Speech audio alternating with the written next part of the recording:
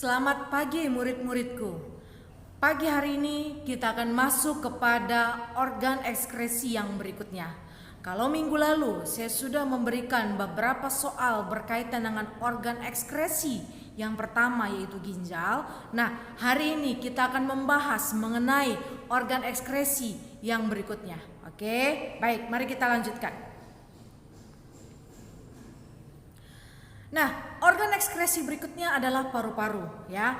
Nama latin paru-paru adalah pulmo. Nah, seperti yang kalian lihat di slide, ya, paru-paru kita berjumlah 2, ya. Seperti yang pada sistem pernapasan, ya. Ini kita sudah bahas mengenai sistem pernapasan, tetapi paru-paru juga termasuk pada sistem ekskresi. Kenapa? Karena paru-paru menghasilkan zat sisa yang akan dibuang ke lingkungan, ya. Nah, kalian bisa lihat di situ gambar paru-paru. Paru-paru kita ada jumlahnya 2, yaitu paru-paru kiri dan paru-paru kanan, ya. Oke. Nah, kenapa paru-paru dikatakan sebagai alat ekskresi? Karena paru-paru menghasilkan zat sisa berupa karbon dioksida dan H2O dalam bentuk uap air, ya, dalam bentuk uap, ya.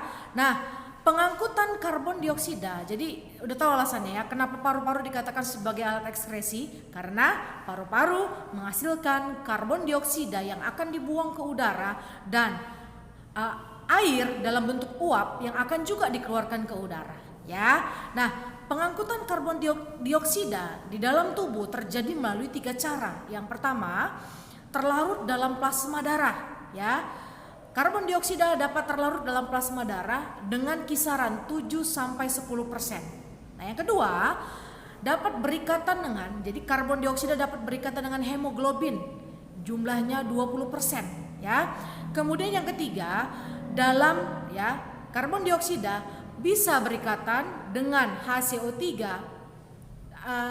berikatan dengan karbon dalam bentuk ion HCO3 maksudnya, ya, sebanyak 70% melalui proses berantai yang disebut sebagai pertukaran klorida, ya. Jadi 3 cara. Yang pertama, terlarut dalam plasma dengan kisaran 7-10%, yang kedua berikatan dengan hemoglobin, ya, itu sebanyak 20%, dan yang ketiga adalah dia dalam bentuk ion HCO3 sebanyak 30% atau dikenal dengan nama pertukaran klorida, ya. Oke, berikutnya, bagaimana sih mekanisme pertukaran klorida yang jumlahnya 70%, ya? Paling banyak itu dibanding dengan cara pengangkutan karbon dioksida yang lainnya, ya. Caranya adalah begini. Darah pada alveolus paru-paru mengikat oksigen dan mengangkutnya ke sel-sel jaringan. Dalam jaringan, darah mengikat karbon dioksida untuk dikeluarkan bersama dengan H2O yang dikeluarkan dalam bentuk uap air, ya. Oke. Reaksi kimianya bagaimana, Bu? Nah, itu reaksi kimianya itu ada tanda panah ke bawah 2 itu, ya. Ada tanda panah warna hijau dan warna biru. Itu sebenarnya ke atas itu, ya, terlalu ke bawah dia, ya. Oke, bagaimana reaksi kimianya, Bu?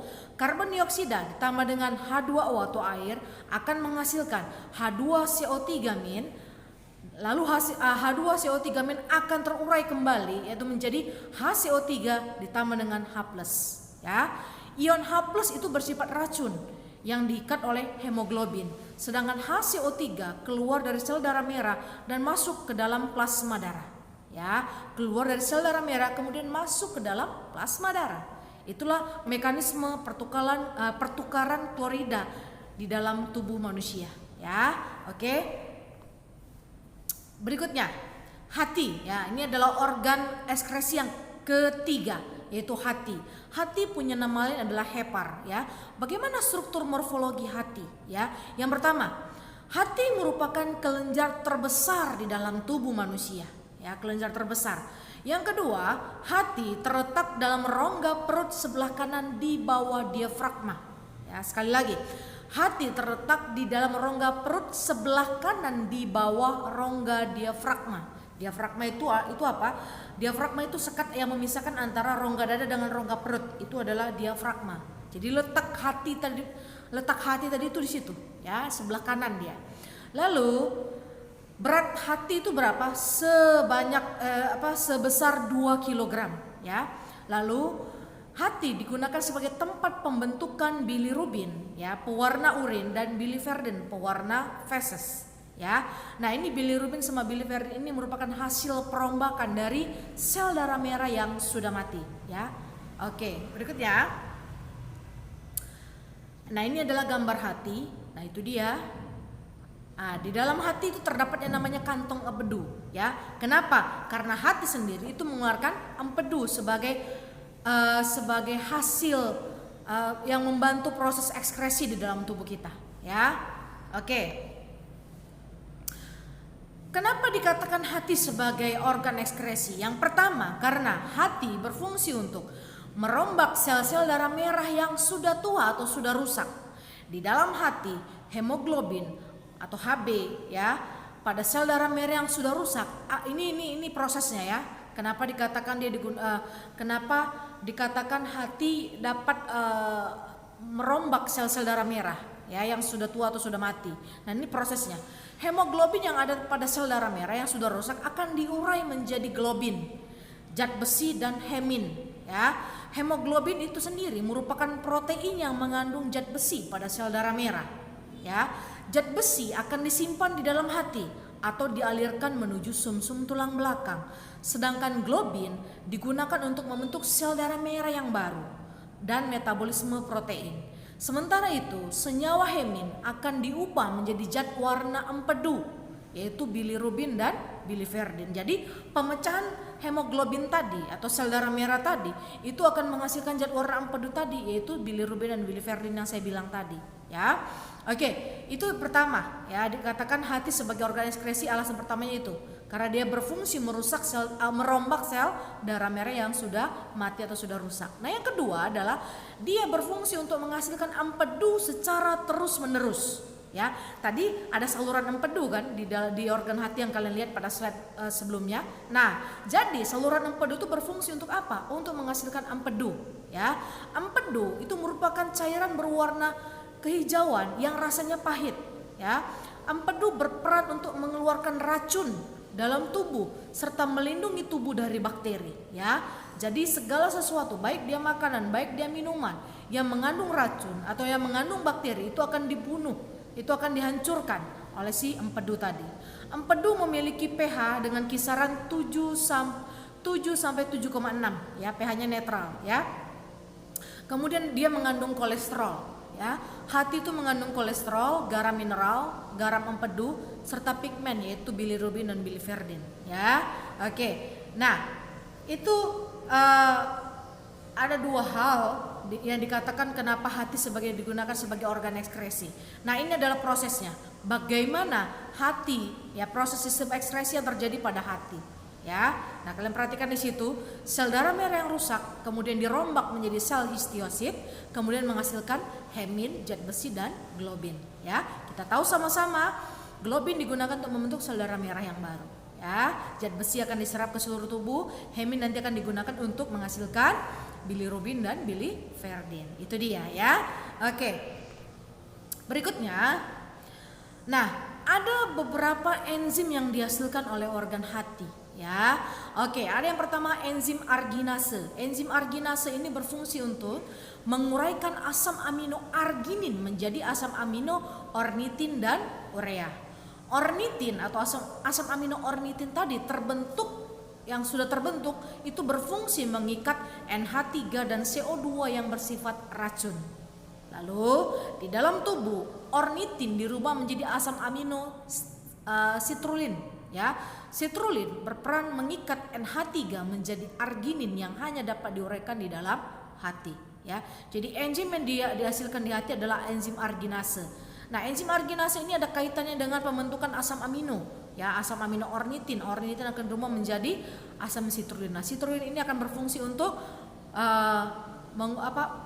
mengikat NH3, ya, yang akan diuraikan di dalam hati. Jadi ini ada saling keterkaitan, ya, antara enzim dengan asam amino yang dibentuk di dalam hati tadi, ya. Oke, berikutnya.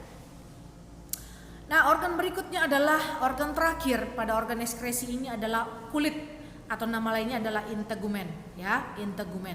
Kulit pada manusia itu memiliki 3 lapisan. Yang pertama lapisan kulit ari nama lainnya adalah epidermis. Yang kedua adalah lapisan kulit jangat atau dikenal dengan nama dermis, dan yang terakhir adalah lapisan kulit jaringan ikat bawah kulit atau dikenal dengan nama jaringan adiposa atau jaringan lemak atau jaringan hipodermis, ya.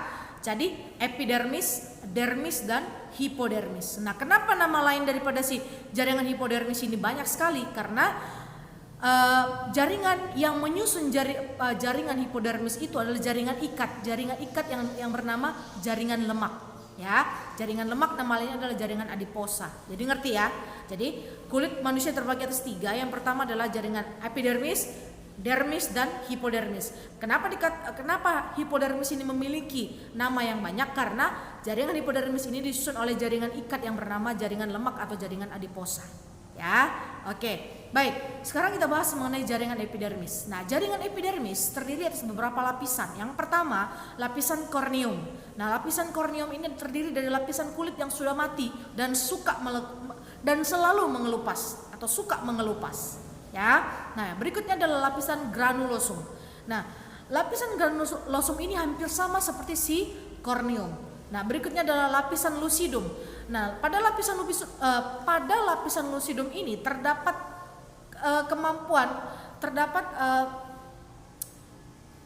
zat atau bagian dari kulit yang mampu memberikan kelenturan dan kekuatan kepada kulit, serta pada bagian inilah terdapat yang namanya pigmen warna kulit atau yang dikenal dengan nama melanin, ya. Nah, berikutnya adalah lapisan germinativum. Nah, lapisan germinativum adalah lapisan yang membentuk sel-sel baru ke arah luar, menggantikan sel-sel yang sudah terkelupas tadi, ya. Ingat, dalam satu hari dari pagi sampai malam itu sel kulit kita akan mengalami pengelupasan. Dia akan membentuk sel kulit yang baru, ya. Itu dia. Nah, lapisan germinativum inilah yang berfungsi untuk memproduksi sel-sel kulit yang baru, lalu memunculkannya kepada bagian lapisan korneum. Itulah dia, ya. Oke. Berikutnya kita bahas mengenai lapisan dermis, ya. Lapisan ini atau dikenal dengan nama lapisan kulit jangat yang ada di tengah-tengah, ya. Lapisan ini terdiri dari otot penggerak rambut, pembuluh darah, saraf, kelenjar minyak atau glandula sebaceae, dan kelenjar keringat atau glandula sudorifera, ya.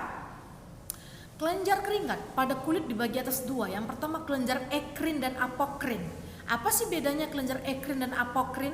Kelenjar ekrin mengeluarkan garam, ya, asam, urea, amoniak yang merupakan kotoran hasil metabolisme nitrogen dalam tubuh, ya. Sedangkan kelenjar apokrin itu khusus mengeluarkan keringat yang mengandung lemak, ya, mengandung lemak. Makanya kelenjar keringat ini ada 2 bagian yang mengeluarkan zat-zat yang sisa dalam tubuh kita. Jadi ketika kita melakukan sesuatu kita mengeluarkan keringat. Nah, di keringat itu mengandung 2 hal tadi, ada garam, ada asam, ada urea, ada amoniak, dan satu lagi lemak. Nah, mereka yang saya sebutkan tadi itu dikeluarkan oleh 2 kelenjar yang berbeda pada kelenjar keringat. Itulah dia, ya. Oke, berikutnya ada lapisan hipodermis, ya, yang dikenal dengan nama lapisan jaringan ikat yang tersusun atas yang namanya jaringan lemak atau jaringan adiposa, ya. Lapisan ini bukan merupakan bagian kulit, namun merupakan kumpulan jaringan ikat yang berfungsi menyatukan kulit pada otot, ya. Lapisan ini berfungsi untuk menjaga suhu tubuh, ya, menjaga suhu tubuh tetap stabil. Karena kenapa? Karena tersusun atas yang namanya jaringan lemak, ya. Oke. Nah, inilah tadi, ya, gambar struktur anatomi dari kulit, ya. Bisa kalian lihat itu ada rambut, ada kelenjar sebaceae itu mengeluarkan minyak, ya. Ada pembuluh darah, jaringan lemak, kelenjar keringat yang mengeluarkan keringat tadi yang terdiri atas 2 kelenjar, yaitu kelenjar apokrin dan ekrin, ya. Kemudian ada saraf, kemudian ada pori-pori, jaringan ikat bawah, saluran keringat dan lain sebagainya, ya. Oke. Itu struktur anatomi daripada si kulit tadi. Nah, ini mekanisme pengeluaran keringat, ya. Proses pengeluaran keringat dipengaruhi oleh hipotalamus. Hipotalamus itu terdapat pada bagian otak, ya. Dia berfungsi untuk menghasilkan enzim bradikinin, ya. Ketika suhu meningkat, suhu darah itu meningkat juga. Suhu udara itu meningkat, maka suhu darah di dalam tubuh kita itu meningkat, ya, akhirnya merangsang hipotalamus yang terdapat di otak itu mengekskresikan, ya, mengeluarkan hormon, mensekresikan hormon, ya, mensekresikan hormon, lalu masuk ke dalam darah, lalu merangsang pembuluh darah untuk melebar, ya. Ketika merangsang pembuluh darah melebar, kecepatan aliran darah menurun, ya. Nah, ketika kecepatan darah menurun, kelenjar keringat mengeluarkan keringat, ya. Dan pada waktu itu ketika tubuh sudah mengeluarkan keringat, suhu tubuh itu turun, ya, sehingga suhu darah juga ikut juga turun. Makanya pengeluaran keringat digunakan untuk apa? Menurunkan suhu tubuh atau suhu darah yang meningkat tadi, karena akibat dari suhu udara yang meningkat. Itulah dia. Nah, ini prosesnya, ya. Oke ya. Oke. Nah, demikian ya, demikian video pembelajaran kita mengenai organ ekskresi pada manusia. Sudah saya bahas tuntas ya. Oke, jika ada pertanyaan, ya, jika ada hal yang dari penjelasan saya yang tidak kalian mengerti, silakan kalian tanyakan. Lalu apa yang kalian lakukan setelah menyaksikan video saya? Yang kalian lakukan adalah silakan catat, ya. Catat ini di bawah organ-organ yang sudah kalian tempel di dalam buku. Misalnya organ paru-paru, ketika kalian sudah tempel organ paru-paru pada satu lembar kertas, kalian tuliskan keterangan organ paru-paru di bawahnya. Lalu hati, ya, tuliskan keterangannya. Kemudian terakhir adalah kulit tadi. Nah, apa yang ada di saya jelaskan yang ada di slide mengenai organ-organ tadi, tuliskan di bawah gambar itu, ya, di bawah gambar yang sudah kalian tempel itu. Oke, anak-anakku. Oke, demikian pembelajaran kita pada pagi hari ini. Selamat pagi dan tetap semangat.